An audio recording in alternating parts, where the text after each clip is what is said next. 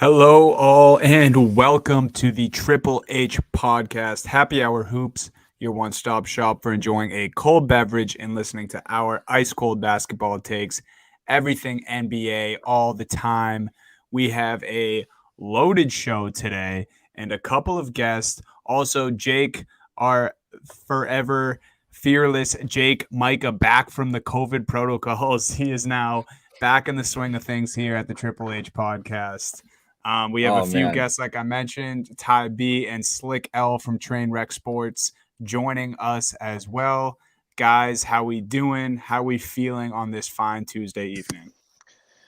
Got to be feeling good. Tons of basketball to, keep us through the winter right now as we're getting into the NFL playoffs here. And a lot of good basketball really starting to ramp up because when you look at the standings, it might have been like the teams, like the top 10 or 11 teams you thought, but not necessarily the same, the order you thought it was going to be in. So I think there's going to be a lot of fighting down the stretch here for some playoff positions and playoff seeding. It's just going to be a lot of entertaining basketball now. We're at the halfway mark, basically. Yeah, a lot of exciting basketball and a lot of free money to be made as well with New York State going mobile. I've been cashing out. Basketball's been good to me as of late, so I'm looking forward to tonight as well. And we got a couple good games to watch. all right, Slick. So start it off then. We'll start off this show. What is your lock of the night tonight in the association? Anything. Go. You hit the range of the board, whatever you're feeling. I did it in his first game back, and he looked better than ever. Klay Thompson, his over-under was 12.5 points. It's only gone up to 14.5. I think he's going to get more even into the swing of things. We saw him not only taking perimeter shots, we saw him driving to the lane, going up, poster dunking, and that opens up so many more opportunities for outside perimeter shots from others as well as people in the middle like Looney. I love the over 14.5 at even money, basically minus 110. Yeah, for me here, I'm looking at a player prop, and I'm going with Jared Vanderbilt over 10.5 rebounds. He's been averaging over 11.5 rebounds his last 21, 22 games or so. He's earned a big spot there in that starting rotation, and he doesn't need the ball, but what he's going to do for you is he's going to play defense, and he's going to rebound the ball. He's gotten double-digit rebounds in 2/3 of those last 21 games, so I'd like that there. You're getting plus value too there at the 10.5. And when you look at the matchup here, Karl Anthony Towns is going to have to be dealing with Jonas Valanciunas all night. That doesn't necessarily bode well for him to be active on the boards. So I'd like Jared Vanderbilt to clean that up all night long. Oh man, that I was not expecting the Jared Vanderbilt pull from you, Ty. Neither was I. I love that. You want to go, Dunny, or want me to go? Yeah, I got one here. I think this will be a people's favorite as far as the player goes. I almost went with his points because of this matchup we have tonight. Warriors, Grizzlies. I'm going Ja Morant, but I'm going assist. Over 6.5 assists for Ja Morant. I think he's obviously going to have to play a hell of a game going up against Steph Curry. A lot of people think that Steph is the MVP, early MVP this season. I think Ja Morant's going to have to play on an MVP level tonight. Obviously, the Warriors are going to game plan to try to slow down his offense. So that means he's going to have to get other people involved on this Grizzly team. Other people are going to have to step up. Ja's going to be the focal point of attention, getting his teammates involved on the break and in the half court. Give me Ja Morant over 6.5 assists. I love it. Ja, honestly, we're gonna have to start talking about Ja MVP odds at some point. If he's been playing on the run he's on at the moment. Unreal, dude. I mean, it's been nuts. I am going with Timberwolves minus 3.5 on the road at the Pelicans. I just am in favor of always fading the Pelicans this year. It's made me a lot of money, honestly. The Timberwolves are a much better team than them, and I just think I don't trust the Pelicans at all. This is more anti-Pelicans than it is pro Timberwolves, but it's been great for me all year long. So 3.5 is not that bad. I know it's on the road, but whatever. I don't care about that. There's going to be like 13 people in the attendance at. I think I'm betting that too, Jake. The Timberwolves are like 5th or 6th in the league in offensive and defensive combined efficiency over the past like 2 weeks. So they've really started to click with the starting lineup they have. Anthony Edwards is really starting to just be a consistent bucket every night. He's pretty much turning into a must-watch player. So if he continues to put up those performances, It's going to be a lot of fun up there in Minnesota. Russell has been playing well too. Like Russell looks like he is actually, I don't know, just comfortable or whatever. Maybe they've just figured out the right kind of mix that they needed there. But Russell's looked really good, and obviously we know how talented Cat is and the stats he can put up and everything else. All right, but let's get into news and notes. There's a lot to go over in the last 2 weeks of everything the league has. It looks a lot different than it did. So let's start. I'm going off script right away because we got to start with Klay first. Klay coming back. I was 941 days, I believe, since he was last on a basketball court. Came back Sunday night during honestly one of the craziest Sunday night sports windows besides like finals games you'll ever have. Between Klay and that Raiders Chargers game, it was just, there's a lot going on there. But Klay came back 17 points on 7 of 18 shooting. The Warriors ran away with it against the Cavs. As we already talked about, Klay, Slick brought him up. He's a believer in Klay. How did you guys feel, Donnie? I'll start with you, seeing what you saw from Klay coming back. Just in general, not even about his play, whatever. I mean, you can't expect too much the first game back. But how did you feel seeing him step back on the court on Sunday? I felt all the vibes. I think that every other diehard NBA fan was feeling, from the run into the stanchion under the hoop at the very beginning of the game to just seeing the crowd erupt. And then something that Slick brought up before we hopped on here was, not only was it the old shooting performance that we got from Klay Thompson, that obviously that shot's never going to go away, but the fact that he was just looking to dunk on people too. I mean, 900 something days you mentioned off. Of course, that's some fresh legs, but, a very serious injury that he's coming off of, and then all of a sudden whips out, just a mean dunk on whoever he was going at him. And I think that was just great to see Klay attack. And obviously, I mean, you heard all the post-game comments from Coach, from Steph, from everyone in between. You can just tell that this already dominant Warriors team is, so glad to have this second Splash Bro back in action. Slick, how'd you feel seeing Klay back out there? Oh man, I'm a bit biased because I was born in the Bay Area, but if you're a fan of basketball, bias is welcome.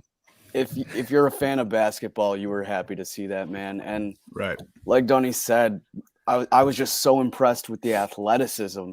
And as we talked about, like you don't expect too much first game back, right? But he had 17 points, I believe. Yeah. Like that's just enough to convince. He did everything enough to convince me that the old Klay is back. I don't want to jinx anything, but he showed all the factors of what made him such a great basketball player, and he did just enough for me to realize that we have an all-time great back in the league. Yeah, I mean that's the big thing you want to see out of any player coming back from a serious injury, especially back-to-back serious injuries, is how aggressive are they going to be? Are they going to trust those repairs that they've had?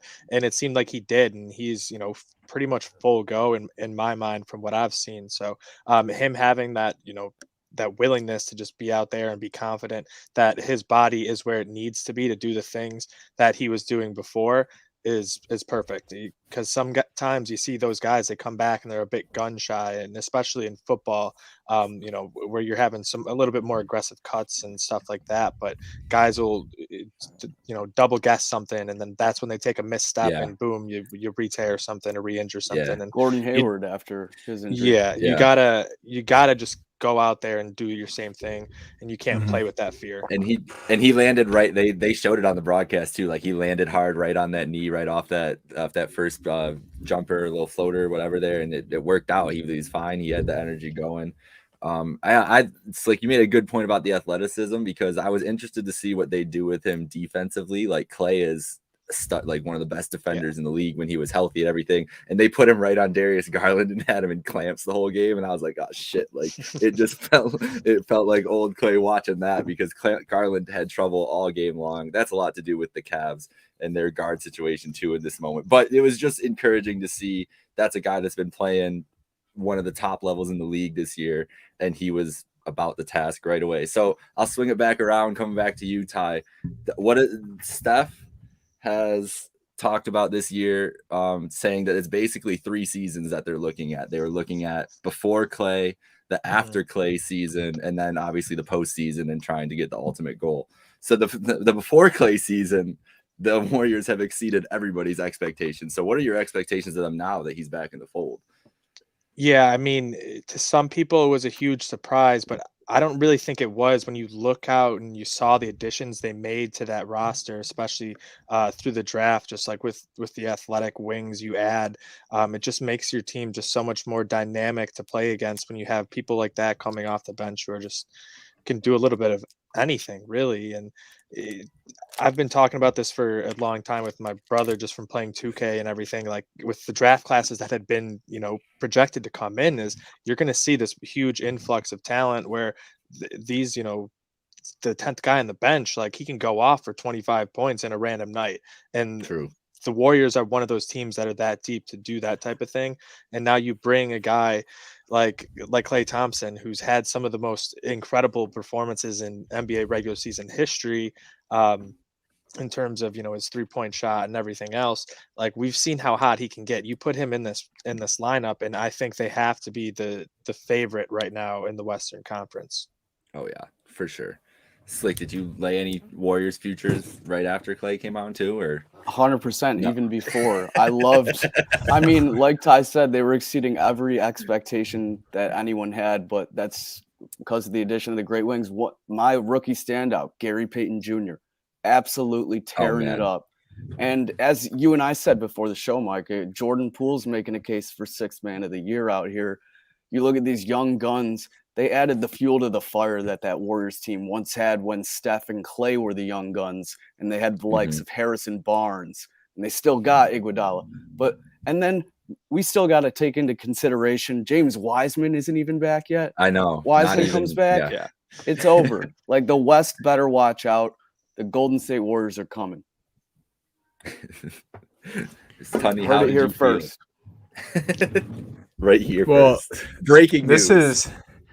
I think the thing that we have to get into, and this is something else that we touched on before hopping on here, but it's the whole Draymond situation.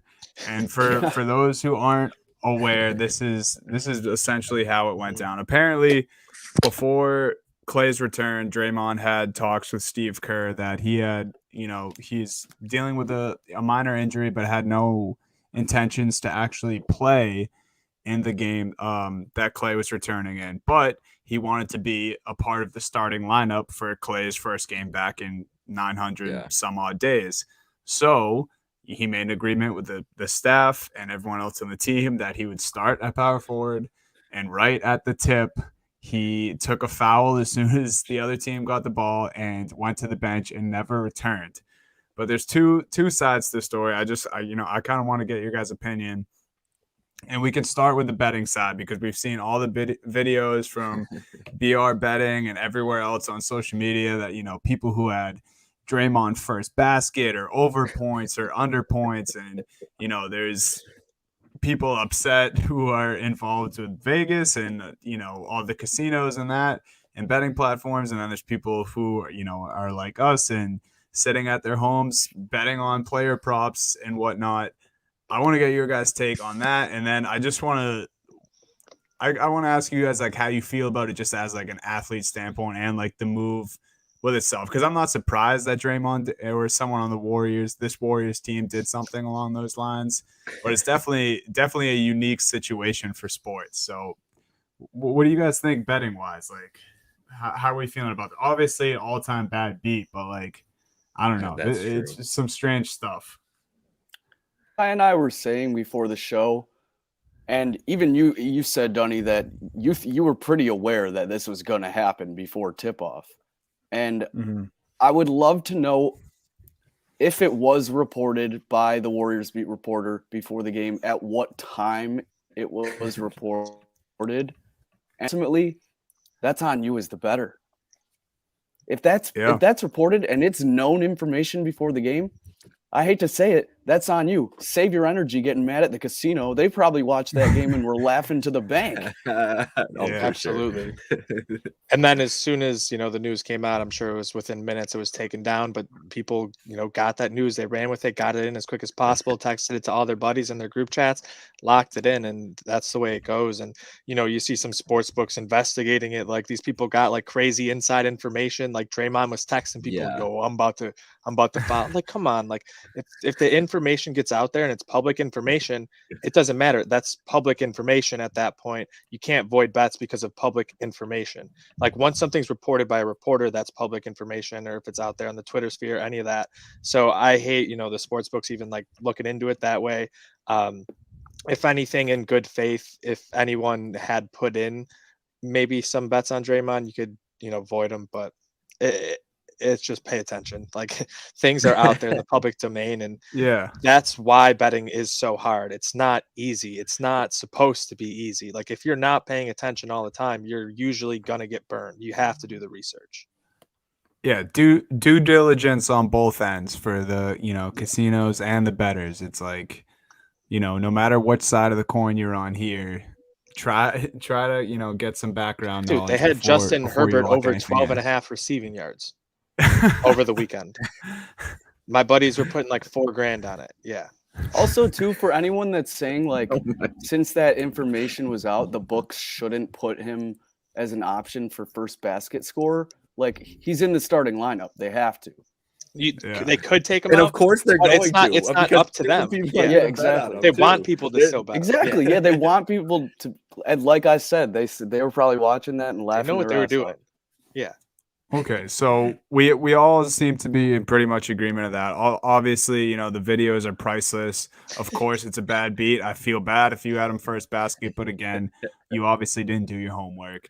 Second part of it, I'm seeing from other athletes, social media accounts, sports accounts, whatever you want to call it. Some people are saying this is like the corniest move in basketball history.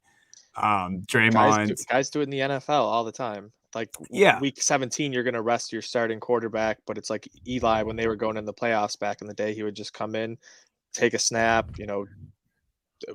one drive, hand it off, and get him out of the game. Right, like, and it's done in other sports. And players do it for like the starting game streaks and all those types of things. Think about Cal Ripken's streak. There's the biggest conspiracy. The one game was literally like postponed because of a threat of a thunderstorm, and it like never rained, and he was hurt.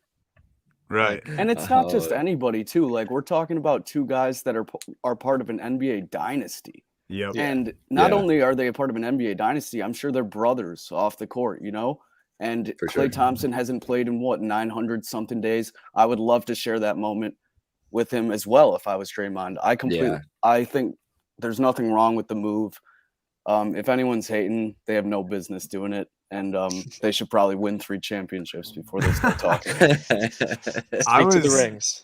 Yeah, I'm kind of in total agreement with you, Slick, because when I saw it initially, I was like, for sure, like strange just for, an avid sports watcher to see something like that. Like definitely a little out of pocket. But then that was the exact thought that came to my mind. It's like, I've never experienced a brotherhood like that. Like you're talking about the Golden State Warriors here, and you're talking about, 2 of the 3 biggest catalysts on this dynasty. So it's like you can hate from the outside, but at the same time, no one else is really going to understand that on the level that they understand that. So at the end of the day, it was a cool thing to see. Definitely may have rubbed people the wrong way, but I'm here for that. Yeah. People just don't like Draymond. That's what. That plays into it for sure. It doesn't help. All right, there was another return last week. I don't think this was as celebrated of a return as the Klay return in the grand scheme of things. But this man has been back for 2 games now. Kyrie Irving back on the court last Wednesday. Where did they play last Wednesday? I don't even remember where. Indiana. Indiana, that's right. And then they were in Portland last night. So he has 2 games under his belt, 22 points in both. Dunny, what has been your impression seeing Kyrie back on the floor, albeit not at the Barclays Center, just in every other arena in the association? Yeah, so first game back, it was kind of just like, oh, yeah, this is what Kyrie Irving brings to the table. Last night, 22 points again in Portland. And then, as far as what the Nets are going to look like going forward, I still just can't even form an opinion on it because he is literally a part-time player. And it's, and I think James didn't play last night too, which was tough. Right. And so, it's still even now he's not playing, with the other two superstars when he is there. And me and you said a couple weeks ago, it's like he's a 50% player. He's not even going to play 50% of the games because there's other states that don't allow him to play too. Yeah. So it's literally just like, I don't know. You can't get a percentage. I'll just player. I'll call him the a Knicks are also in New York. Let's call him part-time Kai for now on. But I don't know how to determine what the Brooklyn Nets are going to look like. I think they're good enough to where they can roll with a part-time Kai, and then we'll see what happens in the playoffs. But as far as outside of what the Nets are going to look like, first game was like whatever. Okay, Kyrie's back. He's it was pretty quiet. And then last night we have timeout. Cole B wouldn't be able to play in Buffalo if we had a dome, just for all you dome wanting Bills. That just popped in my head. So you can keep going again. That had to come about. No, but then all I was gonna say was, you think Kyrie's back. He has 22 points in both games, great. But then there's this something else we were talking about before he hopped on. This Nasir Little business last night. Kyrie's back 2 games and he's already making TMZ headlines here. He calls out Nasir Little for you guys. For those of you who didn't see it, there was a scrap for a loose ball. Nasir Little making a hustle play, dives kind of in between Kyrie's legs while Kyrie has his back to him. And the quote from Kyrie Irving said that the dive was unnecessary and he could have broken my ankle. It's almost exhausting. Like, I love Kyrie. I love Kyrie the player, and I love watching him play, and I think he's great for the game. But it's almost like we forgot that this is what it would be like when he comes back, and then boom, right after the second game, like we're like, you don't think Steve Nash, like, this infuriates Nash, dude? Like, he's wanting his star point guard to come back all season long. He hasn't back 2 games. They lose to Portland. Yeah. A team that they should handle their business with regardless of, if the other superstars are on the court or not. And, now he's making TMZ headlines yet again, calling out other players for basically just hustling. So that's where I'm at right now. This is what they signed up for. I didn't forget. I'm sick of this dude. He's been part-time Kai for the last 4 years. That's true. You know what? Ever since he left the Celtics, he's been part-time Kai. I might be biased there, but come on, man. This dude hasn't played a full season in yonks. And he's on the news every other week. Oh my God, I'm so sick of it. Like, he's a great player. We all know what he can bring to the court, and he's doing just that. But you're not going to succeed in the playoffs with a part-time player, especially for a team that's probably going to have home court advantage in a couple series. Yeah, for sure. What? Maybe they don't want home court. They should take like the 4 seed so they can just go on the road for game 7, because it's honestly the best basketball move they can do. If the Nets did that, I would not be surprised at all. They are the type of team to do that shit. Well, and then Kevin Durant said he'll come off the court when he's dead. Essentially, yesterday, Yeah. they were asking about his minutes restriction. He's like, "I play till I'm dead" or something. I like Durant. Said I would die out here on the court. That's what it was. That's what's up. I'm not trying to see it, but like, respect. Shit. It's crazy how far 2 different superstars on the same team can be on the spectrum. Kyrie is just completely fine playing part-time games, practicing in middle school gyms or whatever he was talking about in his first press conference. And then you have Kevin Durant over here literally saying, "I will die for the Brooklyn Nets." He would probably go outside right now in like the 5-degree weather in Buffalo and play a game if he had to. Yeah. Like, If someone challenged him to a pickup. yeah, like you could just talk shit to him and he would probably drive to Buffalo and play me. He'd be like, "Oh, for sure. That would Kyrie would be like, I'm currently burning sage in my room. So sorry. Getting your bad vibes away from me. Yeah. Jake, what are your overall thoughts here, Jake? You Much I'm insane. I know your dad's a huge Nets fan. Do we have any inside scoop from Mr. Micah over there? He can't stand Kyrie Irving as much as anybody else at this point, so he's pretty much out So on he's Kyrie. got the full experience. I'm glad to hear that he's up to speed on his Kyrie. This is and that's what I've said to him as I'm like, listen, I had the Kyrie experience. Then obviously knowing you and Brett, knowing the Celtic experience, it was right there. Mm-hmm. I was like, this is what it's gonna be, and he has not enjoyed it that much. I don't know, man. The playoffs is the most interesting thing to me. I don't really care about what he does in the regular season, but just the dynamic of them, what it's going to look like with him only playing in half the games in a playoff series, and how difficult that's going to be to game plan for Steve Nash every game, like those types of things, like a defensive game plan. Imagine how much you have to change your defensive scheme when one player who's in your starting lineup for half the games and isn't in the other ones. Like, just there's so many little intricacies that in those series that makes such a big difference. And just adding more onto a coach like Steve Nash, is only in his second year. It's not like he has a lot of game experience, big game experience, coaching and everything. He's just making it harder on everybody, which is what we've known. But it's tough to see, especially when you got a guy like Durant out there who's gonna apparently play till he's 95 years old on a basketball court. What do you think, Ty? I don't know. How are you feeling about it?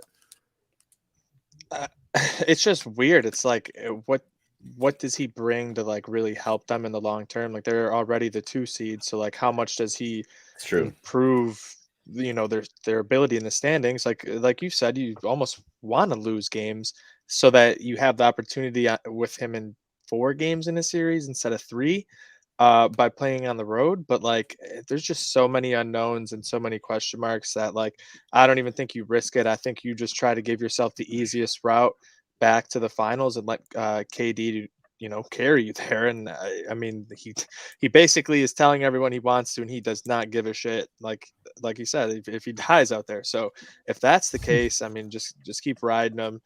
Try and get that 1 seed. I think the Bulls have done a great job so far this season, but I think the Nets have a much better chance at getting the 1 seed over the course of the second half of the season. So just handle your business and figure it out in the playoffs. I don't see how it's great for you, but they are 14-4 on the road too, as opposed to 11-10 at home. So you might be onto something there about taking a lower seed. I'm serious, bro. Just go. Don't even play the rest of the games. Take the 4 seed, and then you get to go to Chicago. Like Chicago, we don't have to go deep into Chicago. Them in the playoffs, I think they're fool's gold a little bit this year for what you're going to. And that's what tomorrow's matchup that they have is going to be so interesting to see how they play each other and match up. And if I were the Nets and you look at that and it's like, you could go play a Chicago team who's not great, going to be great defensively the whole playoffs and kind of hopefully Chicago's looking ahead. Yeah, that's very true. I don't know. It's going to be, I don't know. It's weird. I'm not going to get used to it at all, but I'm hoping to see him ball out in a big game atmosphere tomorrow night, and maybe that'll put a better taste in our mouths about Kyrie Irving. Let's get through the rest of the news and notes here. The league, though, we got a bunch going on still around. Potentially Damian Lillard done for the season, going to be sitting down. That was Mark Stein reported that in his New York Times newsletter yesterday. Dunny, what does this mean for Dame's just future in general if he doesn't play the rest of the season? And we know that it's obviously not been a good year in Portland so far. And now Anthony Simons is balling out in his absence. He's averaging 27 points a game the last 5 games. So what are your overall thoughts on this? Yeah, I mean, what an exhausting ride this must be for Blazers fans. Like the last, I don't even know, like 3-4 seasons at this point. Definitely crazy, a little shocking, and honestly, just like, what do you do at this point if you're a Blazers fan, a Blazers player, the organization? Like, it just seems like almost all the Dame Lillard rumors from, last offseason and all the possible trades that could have been made. It almost seems like in hindsight now, some deal should have been made or some trigger should have been pulled where you could have blown up this whole thing, and you're just left with, a weird, like, small grouping of veterans who won't be with the team, a guy like Anthony Simons, who you said has been balling out in Dame's absence, and then I'm sure an even more frustrated now Damian Lillard than he was before, with the Blazers' current situation and them just failing to put real talent around him. And I feel like we say this every season, every offseason. He's not getting any younger. He hasn't been brought in a legit superstar next to him. He hasn't been dealt into a good situation. This just seems like the Trailblazers imploding from within and not really much positivity. It's been all bad. Yeah, it's been all bad for the Blazers this year. I mean, There's no I don't even know what to say. This is coming from a Boston Celtics fan. Like, this is the Celtics season is there's no sugarcoating it. Right. It's a similar situation to what happened with the Buffalo Sabres and Jack Eichel, where eventually you are forced into having to do something because you weren't able to please your superstar in any way, whether it was the pieces around him, player wise, to just give him the help. Obviously, he's had CJ McCollum, but outside of that, it's been, just kind of a revolving door of trying to get the right pieces, but not giving them enough. You've had some, okay big guys, but like nobody really who's taking enough pressure off. Yeah, no one who's gonna, he's gonna have a reliable pick and roll guy or a guy he can go to down low on the block to eat up some time. So it's not Dame just having to cook all game long. Like, that's taxing over a 4, 5, 6 year stretch that he's been on here, where he's really put this team on his back. And you can't blame him, especially now, with the potential of him sitting out and having all these issues. I don't think the Blazers were going to find themselves into a playoff position. I think they're 4 or 5 games out as it is right now, but I don't think they're going to catch the teams ahead of them. It's nice to see Anthony Simons step up, and like maybe he's a piece going forward, but at some point you have to realize that too, like you could do a full blow up, and like that's what they might have to do. And it happened, with the Pelicans, and their rebuild hasn't gone great. And we see it with these, mid to smaller market teams, where if you don't make the move, when the iron's hot, it can really set you back a long time. It's true. That's true. Is there a place you would want to see Dame go right now? Like, if you were to get traded, it's like in this season, before we got the trade deadline, about a month or so, maybe a month and a half. Is there anywhere you would want him to see right now? Or is it like, would you rather work it out in Portland? This is tough, man. Dame's one of my favorite players. Stuff just hasn't felt the same in Portland since that playoff run they made a few years ago. I don't see him getting traded while this season lasts. If anything, I think someone makes a big offer in the offseason, and that's the only way we see it.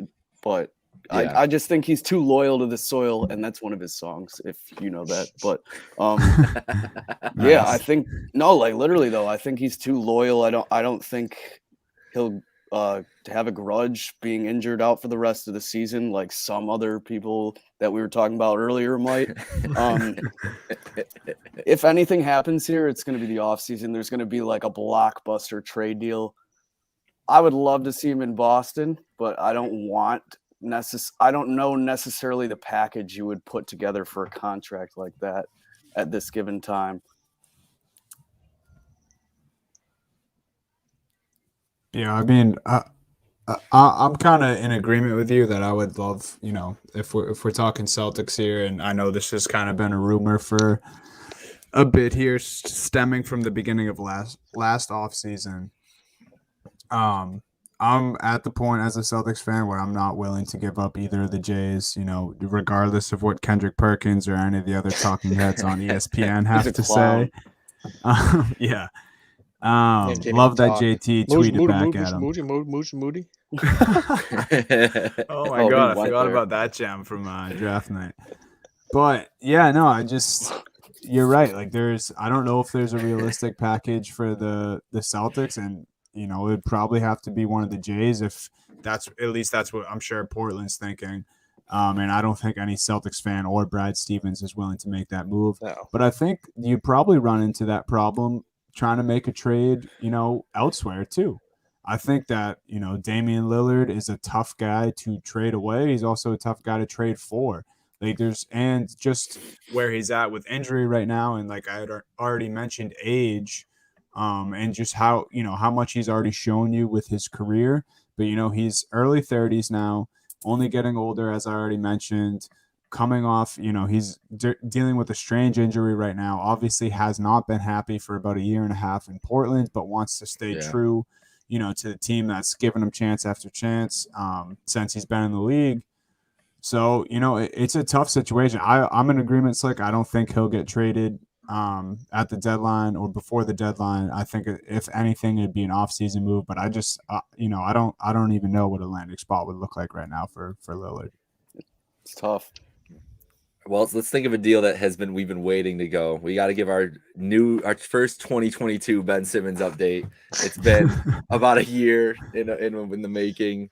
We've had like 17 we've had like 17 Ben Simmons podcasts, I feel like. But today, yesterday, Shams wrote in his Inside Pass, his Monday article, that Atlanta has been reaching out to Ben Simmons a lot, or reaching out to Philly about Ben Simmons, with a package centered around John Collins and Cam Reddish.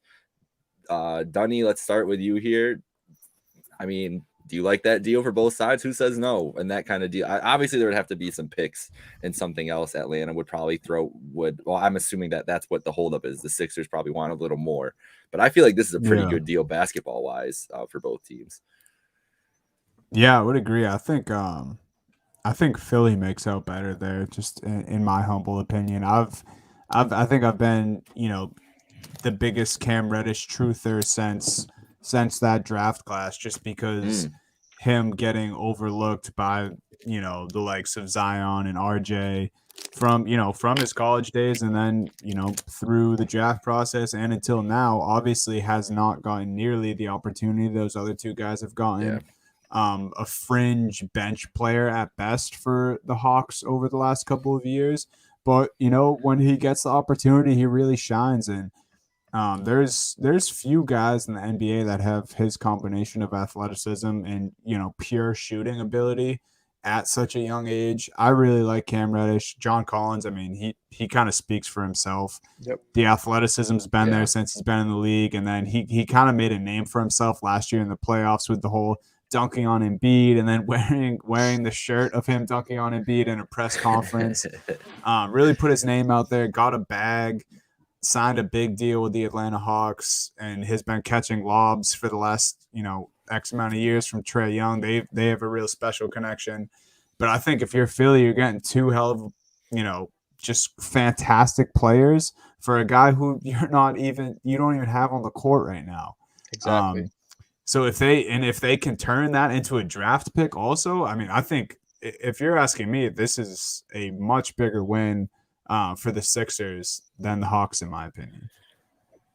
Yeah, I mean, if Ben Simmons isn't playing for you at all, no matter what you get is a net positive for your team right now. So, yeah, I mean, if you think about it, adding John Collins there would be huge for them, because then you have another guy who can, play down low off Joel Embiid and can run the block for you when Embiid's out of there, and continue to run a similar styled offense, I think, where you don't have to just completely transition things when you go to your bench.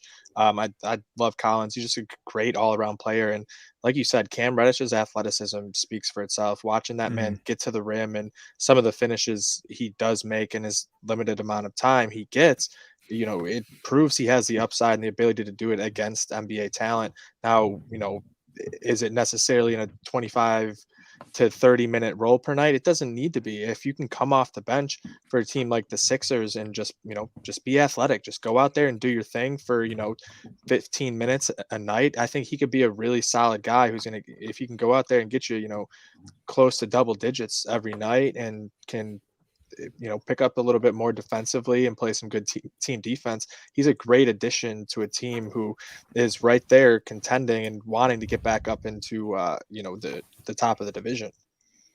Yeah, he's a guy you would love to have on your bench in the playoffs. I mean, the Sixers have some really decent depth if they got. He's a real playmaker on the bench, which is huge. Yeah. But my only question with this trade is, what's the incentive for Atlanta? You would Ben have Simmons. You would. That's what none of us have talked about. Ben Yes, Simmons right, playing in right. Atlanta. But hear me out. How amazing would the trade? would have Okay, go ahead. 2 point guards that are exact opposites. Yeah, It's true. What are you going to run Ben Simmons in? Man, it's Ben Simmons if you're trading for him, but like, how would that dynamic work? I don't know. I can't picture it. I don't see it. If I'm Atlanta, like, screw that. Like, you know what I'm saying? Like, why would you do that? But anyway, and plus you don't even. And then you like say Ben Simmons comes, things don't work out, and he does the same thing he's doing in Philly right now. Yeah, that's true. I think that's the biggest worry, because he actually, even before the season started, said that if he were to get traded, it's not even a guarantee that he, steps on the court for another team. There you go. And he hasn't made a statement since then, letting us know whether his, where his mental health at, whether it's better or, worse from then. I really don't know. This is just, kind of what I'm going off of what he said earlier this season. So I'm in agreement with you. It's like, I think it's a huge risk for Atlanta. That's why I said it's a big W for Philly if this trade goes.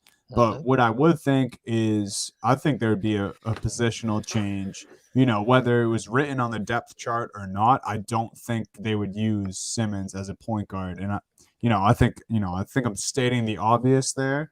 Yeah. I think Trey and Ben would be on the court at the same time, but obviously, I think finally maybe a team starts to use Simmons more to his strength. Of course, if Simmons gets out in transition, I don't think Trey's going to take the ball away from him. This guy's still a fantastic playmaker, but I think we see a lot more of Ben Simmons in that 10, 15 foot mid-range area, and then try to attack on the block too. And then you have, they have great shooting outside of Trey on the Atlanta Hawks too.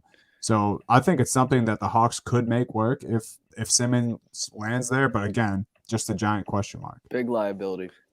Yeah. I wasn't thinking about the ball handling, but I think that if they were smart, they would use both of them, honestly. Like play Trey off the ball like Steph plays off the ball, have him run around. He's not as great of a three-point shooter, especially not off the catch like that. But it similar ways like that, like Simmons, honestly, on off the court, like if they kind of staggered their minutes too, that's two completely different looks you could give teams, where you have Ben Simmons out running point, and then you throw, like, it's just different. I think those two though together in some kind of pick and roll and then the fast break, like that shit would just. Bro, that shit just seems electric to me. Like you can just see them kind of flying down the floor and everything, running up and down. And this team sucks right now. Like Atlanta is not good. That's the only thing too, is like John Collins is complaining. He doesn't want to be there. He's like, this team isn't, I think his quote the other day is, this team hasn't been battling this year or something like that, which is not what you want to hear from one of your top players. And that's what worries me about the Collins thing. Has always worried me, because it felt like they kind of just signed him to trade him in a deal like this eventually for somebody better. And I feel like that dynamic is what worries me about ATL. But Simmons, like you said, you guys have all said, Simmons could blow that shit up right away too. And then you're just back where you were, or even in a worse space. Yeah, it's a gamble. It is a gamble. All right. So as we're going to wrap up here, we did the East Conference before in 2021, our last episode. So we'll dive into the rest of the West here at the end. We've already touched on Golden State. I think we all have established that's our favorite in the West by far, all of us. So let's go in to the state of LA basketball. We'll start with the Lakers. AD is nearing his return. LeBron's been playing outstanding in his absence.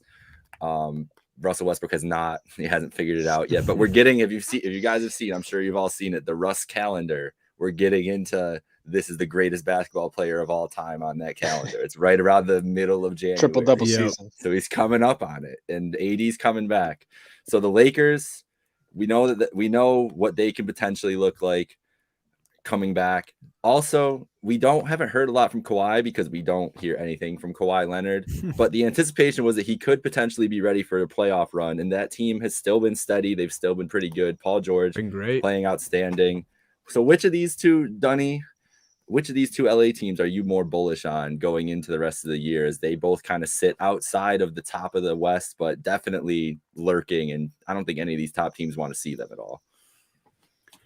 No, I mean, right now, I think it would. I don't know. Obviously, Lakers sitting at the 7th seed, Clippers right now at the 9 seed, but they're only a game back. I don't know. I mean, we've talked about it before.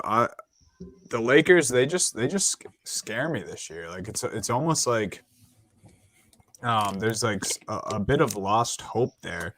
All the post game pressers you see, especially after losses, are just like depressing. So man. sad. Like you look at Russell Westbrook that last night, the other night, it was like 2 nights ago, wasn't he? Yeah, when he 2 was nights like ago, there's a there. game he shot like 2 at 12, 2 11 or something like that.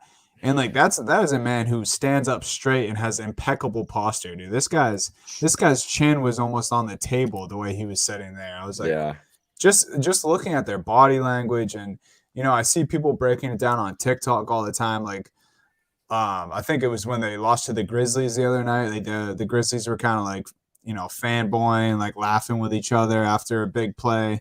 And Braun like went up to them and would be like, "That's the last time you ever pulled that shit," or something like that. It's like people are like starting to say the Lakers don't even know how to lose at this point. Oh man, that's bad. It's just it's sad, dude. It's like the old LeBron, I feel like takes a loss like that on the chin and then comes out and drops a triple-double on you. And not that LeBron's been playing poorly, like you mentioned. He's been playing great balling basketball. out, yeah. But I mean, you saw the video of him talking shit and just not shutting up, and then literally just taking the ball, running down, and just slamming it right down their face. Yeah, he's ignorant as hell, dude. I love it. He's got fire that only he has. You know what I mean? At those times, and he can take over and carry the Lakers. But when he doesn't, it's a mess. It's so bad, especially right now. Yeah, and I feel like that's the issue. I feel like past teams that have LeBron James as the focal point, and he's that centerpiece. For some reason, his entire career, people have eaten that up, and it's been contagious. And you see it come out in his other teammates. But for whatever reason, this season, it is not happening that way. Yeah, I mean, even when AD was playing, he was playing probably the worst basketball I've seen of Anthony Davis's career. Definitely shooting wise. Oh yeah, he was horrible. Russell Westbrook, this is one of the worst stints I've seen of his career. And then Jake, I mean, me and you have kind of brought this point out to exhaustion, but they don't have great players outside of their big three. They just don't. I mean, they have a bad roster. They have a handful of average guys and then a bunch of people who should not check into the game. Pelinka totally blew up the roster in a way that was not beneficial whatsoever. GM LBJ, I believe. Yeah, that I think it was more GM LeBron. Okay, and that's makes the problem. And the problem is that he wanted Russ. They could have had Buddy Hield for a much lesser offer than what they had to give up for Russ. And I think they're kicking themselves for not doing that, because that's exactly the type of guy they need. What were you gonna say, Slick? I was just going to say, if they want to make a playoff run, they need AD playing basketball like he was in the bubble when they made that run. For sure. And I still think the Clippers could have a good playoff run too. It would really help them if Kawhi came back, but I think the Lakers need AD more than the Clippers need Kawhi, as crazy as that sounds. That's facts. I agree, though. Yeah, I 100% agree. And the Clippers are like Clippers.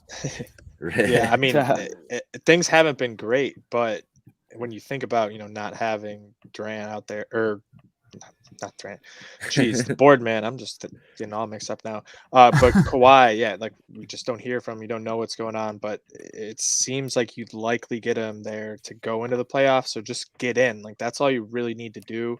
I don't want to be the 8th seed and have to play the Warriors, but if you just get me Kawhi into the playoffs with Paul George and the rest of this roster, who's had to, put more burden on their back, carry the team a little bit more. So some of these guys really, stepping up into some bigger roles. So that's exactly what you need from them. So once you get Kawhi back, you got to hope that you are in a position still to win there. And I like what I've been seeing for the most part. Paul George is, doing what he has to do to keep them in contention. So hopefully they can just keep that up now over the second half of the season. Just got to string together just some more wins. Got to stay above 500. It's going to be tough there in the West, but I think they can get it done. For sure. And the West right now. So they're right in the striking distance. The Mavericks are 22-18, 8.5 games back. Then you got the Nuggets behind 9.5 back. 10 back in the 8 seed, the Timberwolves 10.5 back, and then the Clippers 11 back. So it's 2.5 games separating the 5 through 9.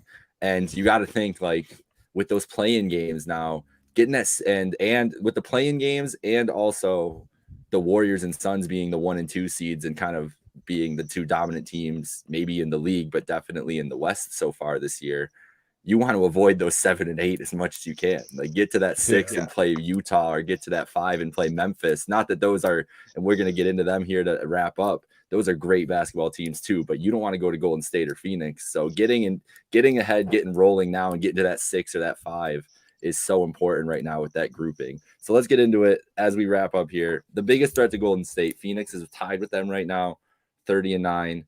Utah 28-13, 3 games back at the 3 seed.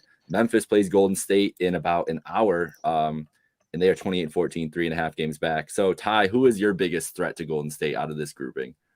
Yeah, I mean, it's great to see what Ja Morant's doing with Memphis right now with those 9 consecutive wins. But, how much is that, Ja really just getting hot carrying this team right now? It's a big part of it. He's getting some help, but it's a lot of the Ja Morant show. So when I'm looking at it, I think, just all around roster, I think the Suns have the best team. They're built the best. They're just so deep all around. And they have the experience now of last year's big run. I think, they have to be the biggest threat. You just, Booker can go off any night. You got, Ayton continuing to take steps forward. So I like where Phoenix is, and I'd like them to stay in that 2 seed probably the rest of the season too. For sure. How you feeling about it, Slick? Yeah, I got to go ahead and agree with Ty. I think Memphis is a dark horse in the West, and they could make a run for themselves. But if anyone's going to give the Golden State Warriors a fight, it's got to be the Suns. They've kept that roster mostly intact, and what we thought was a championship roster, a lot of people thought they were going to take that series against the Bucks. Campaign, shooting the lights out at the gym like almost every night in the playoffs. It was a really fun team to watch, and let's be honest, I think we would all get our money's worth if we saw a Western Conference Finals of Phoenix and Golden State. That's damn sure. Oh yeah. How about you, Dunny? Yeah, I mean, it pains me to be in agreement here, but I just let the record be shown. I'm taking Phoenix, but Memphis is my second. Utah can get out of here until they prove something. I was gonna say none of us are gonna pick Utah. They do the same thing every year in the playoffs. And they're finally like more efficient offensively and like playing still solid defense, but I still don't trust it over the long run. Like, let's see it. The Utah Jazz have been on a prove it deal with Happy Hour Hoops for the last like almost 2 years now. So until since the inception of Happy Hour Hoops, we have been skeptical of the Jazz. They got toasted by Terrence Mann, Lowell Mass native, by the way. Oh yeah, no big deal over here. Ty B knows all about Terrence Mann, but they got one of those guys really stepping up in the playoffs last year. But yeah, I think for me it's Phoenix. I mean, they were there last year. They have a fantastic squad. I talked about it a couple weeks ago. I think they have one of the best benches in the league. They certainly have, in my opinion, the best depth in the league. But I do really, really like what Memphis is doing, the style of play that they have. It almost reminds you of that Memphis team back in the day. Mike Conley was a young stud in the league, kind of like how Ja is now with the likes of Marc Gasol, Zach Randolph, Tony Allen, Rudy Gay. I'm getting a lot of those vibes from this Memphis team. And I will say, Ja Morant really hasn't looked back ever since J. Cole said on My Life, Ja Morant, I'm on my Grizzly. Girl, when I heard that bar, I got so hyped. I was about to punch a hole in my wall. That's all I'm gonna say. He really hasn't looked back since then. But yeah, I also think, even though I took Phoenix in this little questionnaire here that we did, I think tonight's Golden State Memphis Grizzlies matchup could be a good test for the Grizzlies, and for sure, a good showing of what we might witness in the playoffs. So Really exciting. I'm very stuff. interested to see Klay Thompson on Ja Morant bringing this podcast full circle. Yeah. Klay and his defense on Ja is going to be the biggest thing. You guys have all tiptoed around it. I'm going full in with Memphis. I was watching them the other night, and I've just been watching them on this run. I'm like, this team can make the finals. Like, I don't care. Like Ja is going to have trouble in the playoffs at some times. There's going to be teams that are able to take him out of games in some situations, but they're so fucking deep, dude. And what you said about the grind city, like the old classic grinded out Memphis team. Remember in the summer when everybody got like up in arms when they traded Jonas Valanciunas and got Steven Adams, and they're like, why would they ever do that? Because Adams is perfect for what they needed. They needed just a bully and a force down there next to Jaren Jackson, so he didn't have to do as much defensively because Jonas is not a good defender. And Jackson hasn't even played up to his potential this year. That's the crazy thing. No. Desmond Bane has, though. Desmond Bane is like one of the best young players in the league, one of the best shooters in the league. Dylan Brooks is a gunner. He's basically Jordan Clarkson 2.0. You know what you're getting with him. Halsey can't stop talking about Desmond Bane. Oh, we should be looking out for that. Halsey N1 doing some tweets there. A lot of Bane I don't tweets, know. yeah. This is the potential. The season ended today. This is your second round matchup, Memphis and Golden State, the matchup tonight. So this game, like we've been talking about it, and honestly, I've been looking forward to it since I saw it pop up the other day when I was looking through. This is going to be a great matchup tonight and a great test for Memphis at home. And I think that they match up really well with the Warriors, and so do the Suns. Though I'm with you guys too on the Suns. I think the Suns match up the Suns match up with anybody. They're just one of the most versatile teams in the league. And then Utah, it's not. They're on a prove it deal. Enough said. Yeah. All right. That'll do it for Happy Hour Hoops. For Jake Micah, myself, for Donovan Holden, Ty B, Slick L. Thank you guys for joining. As always, great to have you. What a show. Follow us at Happy Hour Hoops 1. Subscribe to Happy Hour Hoops on Apple Podcasts, Spotify, and YouTube. See you later, guys. Thank you for joining. Later, guys. Peace.